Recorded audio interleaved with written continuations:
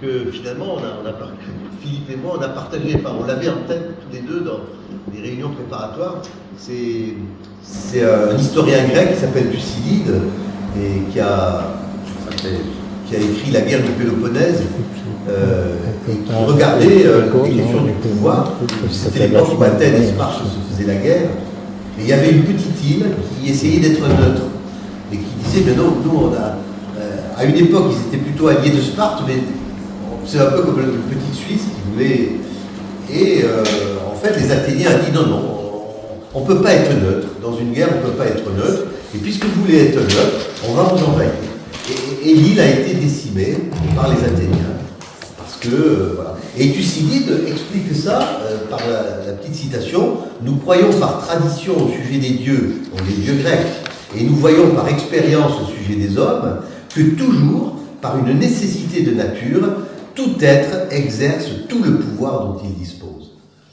Donc la théorie de Thucydide, c'est dire un humain, il est doté d'un pouvoir à la naissance, ce pouvoir s'accroît selon les circonstances, eh bien il est naturel et même, je dirais quasiment obligatoire qu'il exerce tout le pouvoir dont il dispose.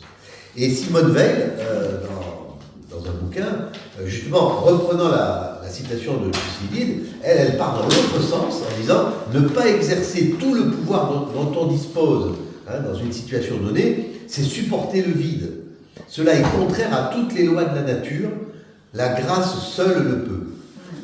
Donc elle invoque en disant, de toute façon, effectivement, puisque c'est une loi de la nature, il y a seulement une option surnaturelle qui peut venir contrarier l'humain qui veut exercer tout son pouvoir. Et effectivement, dans une discussion qu'on avait avec Philippe, on se disait, mais entre les deux, entre les forces brutes, c'est la nature, et puis une grâce attendue, supposée, hypothétique, est-ce qu'il n'y a pas tout simplement la conscience humaine? La conscience humaine qui dit non, il y a ce qui est juste, il y a peut-être ce qui peut se résoudre autrement, etc. Voilà. Dans les clés du pouvoir, je dis, il y a déjà les traits de tempérament, ce qui en nous donne des dispositions. Par exemple, Philippe hier présentait les conditions dans lesquelles on était plus déterminé ou plus nuancé. Le pouvoir qui s'exerce par une personne déterminée ou par une personne nuancée ne sera pas le même.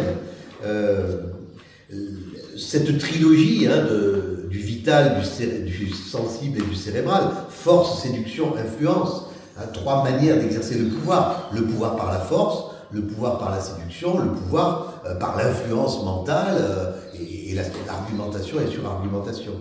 Et puis quand même, dans le pouvoir, le libre arbitre, la liberté des êtres, qui justement, éveillant leur conscience sur les situations dans lesquelles ils sont impliqués, cherchent le pouvoir.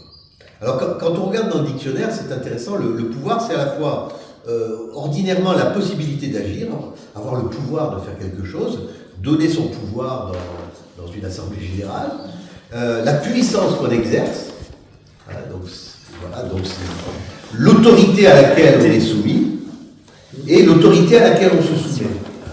Selon que le pouvoir, je l'exerce ou que je le subis. Alors, je voulais rappeler simplement deux lignes, moi, qui me parlent bien, c'est que quand on veut comprendre les pouvoirs solo, en duo, en équipe, mais aussi dans les peuples, bon, il y a ces travaux de Jean-François Dumérac sur les tendances du comportement, avec sa dimension individuelle, mais aussi les tempéraments des peuples, parce que finalement, les tempéraments des personnes s'agrégeant dans des populations, ça donne aussi des phénomènes tendanciels à l'échelle des peuples.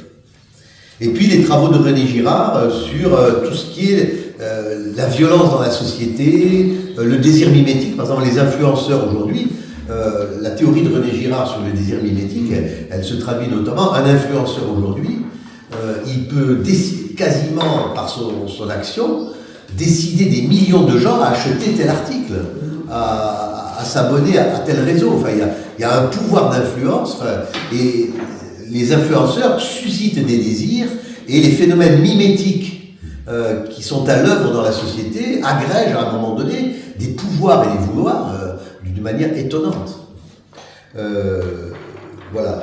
Mais aussi le mécanisme victimaire, c'est-à-dire René Girard a analysé le fait suivant, c'est que les sociétés sont périodiquement soumises à des enfièvrements, à des crises, les gilets jaunes, il y a à un moment donné une société qui vit des problèmes, qui est soumise à des contradictions fortes, pour lesquelles la fièvre, la tension sociale va augmenter.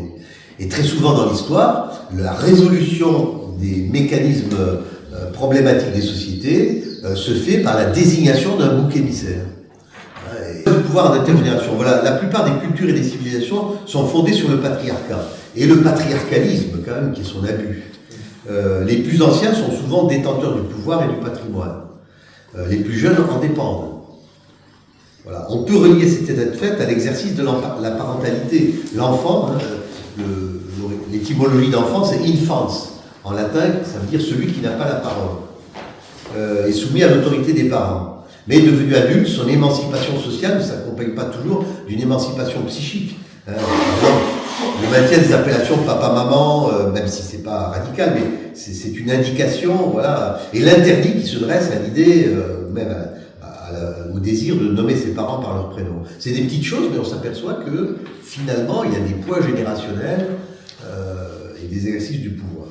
J'ai un exemple, du coup, une illustration personnelle sur ce terrain-là, même si ce matin c'était plus le terrain professionnel, mais je me souviens d'un atelier il y a 30 ans pour laquelle j'avais invité ma mère.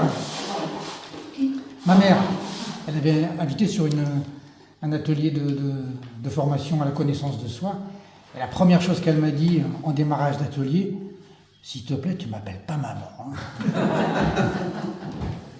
Et ça m'a frappé. J'ai dit, tiens, mais c'est vrai, au fond. Voilà, et du coup, tu m'appelles Chantal, parce que là, c'est bon. Sous-entendu, ne me fous pas la honte. Et ça m'est resté. Et c'est vrai qu'ensuite, j'ai voulu généraliser la méthode en sortant du simple cercle de l'atelier. Bon, et en particulier, alors avec ma mère, c'était relativement simple, parce que, voilà, quoi, pour elle, c'était le fait même qu'elle propose, qu'elle fasse la proposition, montrait que ça pouvait lui convenir. Et c'est vrai qu'ensuite, je me suis dit, mais au fond, la personne avec laquelle j'ai vraiment à faire l'exercice, c'est avec mon père. Voilà, certains connaissent mon père, voilà, c'est vraiment le profil patriarcat, enfin en tout cas, dans le positionnement dans l'environnement, il a vraiment un profil très masculin, justement, même si ensuite, les derniers mots ne sont pas dits, il est en capacité de revenir sur ses positions, mais dans un premier temps, il affirme sa personnalité. Alors évidemment, aujourd'hui à 95 ans, ça commence à être légèrement érodé, voire très érodé, mais quand même. Il y a 15 jours, lorsque je lui ai dit qu'il faudrait penser à la maison de retraite, il m'a dit continue comme ça et tu sors de chez moi. Donc voilà, on voit encore qu'il a de beaux restes. Bon, mais ça ne m'a pas empêché de lui dire que je n'avais pas fait 12 heures de route pour entendre des choses comme ça. Donc voilà, on essaie d'équilibrer les rapports de pouvoir entre générations. Et c'est vrai que pour moi, le fait d'avoir à un moment dit, lui expliquer que je voulais sortir de l'enfance et la position d'infantilisation dans laquelle j'étais vis-à-vis de lui, et que du coup, une manière de le traduire concrètement, c'était de l'appeler par son prénom. Voilà, ça n'a pas été sans faire de remous, mais c'est vrai que ça m'a fait du bien. Voilà, ça m'a fait du bien. Et je me souviens de discussions avec mes frères et sœurs en disant, mais c'est quoi cette histoire? D'où tu sors cette idée? Alors j'ai essayé d'expliquer, voilà, puis au bout d'un moment, je voyais que de toute façon, j'avais beau, voilà, j'ai sorti les hypothèses exprimées par Albert, puis au bout d'un moment, je me suis dit, mais de toute façon, je m'en sors pas. Et donc j'ai fini par dire, voilà, c'est à tort ou à raison, c'est comme ça. C'est mon besoin. Je comprends que ça soit pas le même pour ma sœur, qui gère son rapport à son père à sa façon, mais moi j'en ai besoin, et ça me rend plus libre, effectivement, dans le rapport Ensuite, je vois bien comment ça m'aide aussi dans mon rapport à d'autres figures d'autorité dans les entreprises. Je me souviens, les premières fois que je suis rentré en entreprise, découvrir des directeurs généraux, des présidents directeurs généraux. Mais qu'est-ce qu'on peut leur dire? Comment oser leur dire qu'ils ne sont pas à leur place? Impossible. Qu'ils ne sont pas bien ajustés à la situation, pas à leur place caricaturale. Et là aussi, j'ai été aidé, et là pour le coup, on parlait vous savez, hier de tempérament et dans les dépenses et les endurance. Et c'est vrai que moi, je mets la gomme, mais ensuite je fais un peu petit bonhomme. Dans les premiers temps où je travaillais dans les entreprises, j'y allais avec un collègue qui lui met la gomme et il a de l'encaisse. Il tient le coup. Et je le voyais dialoguer avec les chefs d'entreprise et être en capacité de leur dire, mais bon, vous n'allez pas me la raconter, quoi. Hein. Ok, vous êtes PDG, mais c'est pas parce que vous êtes PDG que vous avez tout pouvoir sur votre environnement, sur votre équipe. Il faut distinguer la hiérarchie des fonctions et les personnes. Donc il y a effectivement une hiérarchie des fonctions, on est d'accord, mais il y a une égalité des personnes. Et monsieur, s'il vous plaît, vous retombez de votre piédestal. Enfin, voilà, j'avais un collègue qui était capable de tenir ce genre de discours. Moi, je ne l'ai jamais tenu explicitement comme ça, mais ça m'a fait beaucoup de bien de voir qu'effectivement, on pouvait s'adresser à un chef de service, à un chef d'entreprise, comme une personne d'abord. Et ça, voilà, c'est des coopérations avec d'autres. Et puis petit à petit, la conscience qu'on peut sortir de l'enfance aussi. D'ailleurs, quand on dit patron, hein, c'est pas terre, hein, c'est le père. Hein. Donc, merci patron, comme dit François. Voilà. Donc effectivement, il n'y a pas d'émancipation qui ne se passe sans un peu de désordre. Enfin voilà, il n'y a pas d'émancipation clean. À un moment donné, il y a quand même un rehaussement de l'être qui a besoin, pour exercer sa liberté souveraine, de se départir des pouvoirs tutélaires des anciens, des parents, effectivement des représentants fonctionnels qui élargissent au personnel les abus de pouvoir qu'ils ont fonctionnellement. Enfin, voilà. Et ça conduit, c'est pour ça que c'est le dernier paragraphe du chapitre qui s'appelle des lois du pouvoir de notre génération, c'est qu'il semblerait qu'il y ait une loi fondamentale que je vous propose, qui est un peu contraire au bon sens, contraire aux pratiques sociales. Hein. C'est contre-intuitif. Voilà, c'est contre-intuitif. On est invité à chaque génération à reconnaître la portée et la valeur d'une loi plus profonde qui est opposée à l'ancestralisme et qui s'oppose donc aux pratiques ordinaires. Cette loi contre-intuitive commande aux plus anciens de s'ordonner aux plus jeunes. Voilà, c'est l'idée que, contrairement aux apparences, c'est à l'ancien à s'incliner devant le plus jeune qui va aller plus loin. Hein, nous, les anciens sont dans le rétroviseur des plus jeunes. Alors s'incliner ne veut pas dire s'aplatir, devenir esclave, mais c'est simplement reconnaître que dans les successions générationnelles, c'est les jeunes qui vont pousser plus loin, même si ça décape, même si ça paraît aller dans des directions un peu inattendues qu'on n'assumerait pas, nous, dans les âges plus anciens. Mais il y a quand même un mouvement, et d'ailleurs ce mouvement civilisationnel, on observe, qui permet des grandes conquêtes sociales.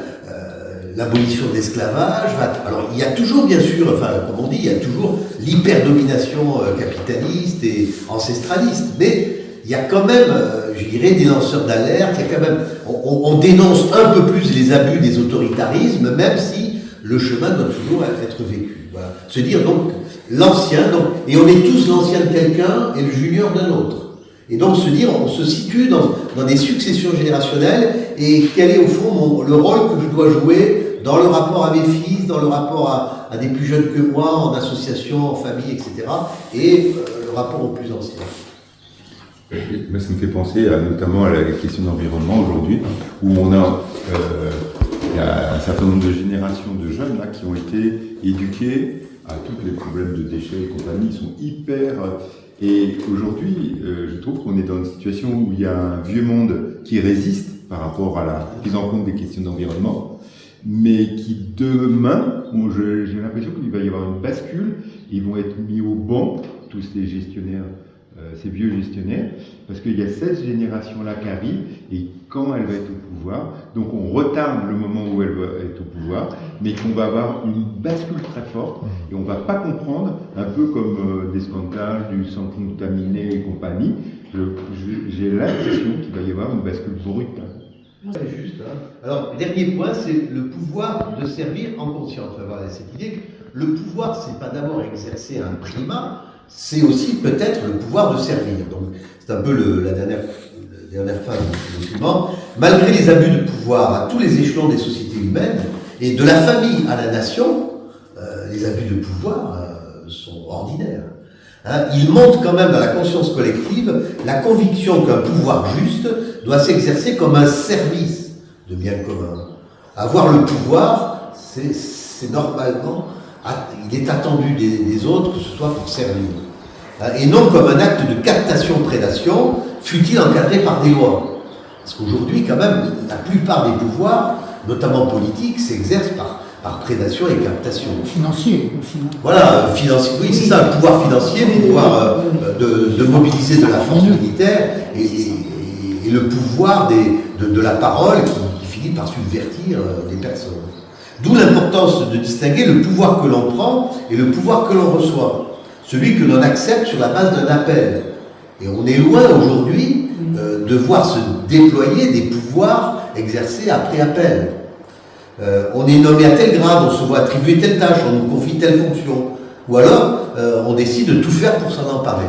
Si vous regardez aujourd'hui la pré-campagne présidentielle française, elle met en évidence qu'il y a une façon de considérer le pouvoir qui vraiment le pervertit.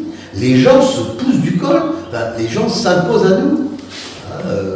Et ils invoquent leur vie privée, tout ça. Enfin, on a quelque chose qui dissout la finalité d'un pouvoir qui s'exerce pour servir, voilà, dans des passions égocentrées. Mais quand on regarde les hommes politiques, interrogeons-nous aussi dans notre manière, dans nos familles, dans nos associations, là où on a nous-mêmes du pouvoir, voilà, comment on l'exerce, comment on en fait.